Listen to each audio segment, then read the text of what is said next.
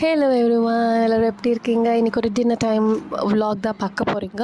ஒரு 1/2 kg chicken அப்பா வாங்கிட்டு வந்திருந்தாங்க. ஸோ அதுக்கு ஜிஞ்சர் கார்லிக் பேஸ்ட் ஃப்ரெஷ்ஷாக ப்ரிப்பேர் பண்ணலாம் அப்படின்ட்டு கார்லிக் அண்ட் ஜிஞ்சர் பீல் பண்ணி வச்சுருக்கேன். அண்ட் இந்த விலாக் ரொம்ப இன்கம்ப்ளீட்டாக இருக்கும், ஸோ கொஞ்சம் மன்னிச்சுக்கோங்க. ஸோ ஏன்னா அதுக்குள்ளே என்னோடய அன்எக்ஸ்பெக்டட் கெஸ்ட் என்னோடய ஃப்ரெண்ட்ஸ் வந்துட்டாங்க. ஸோ அதனால் என்னால் விலாகை கம்ப்ளீட் பண்ண முடியல.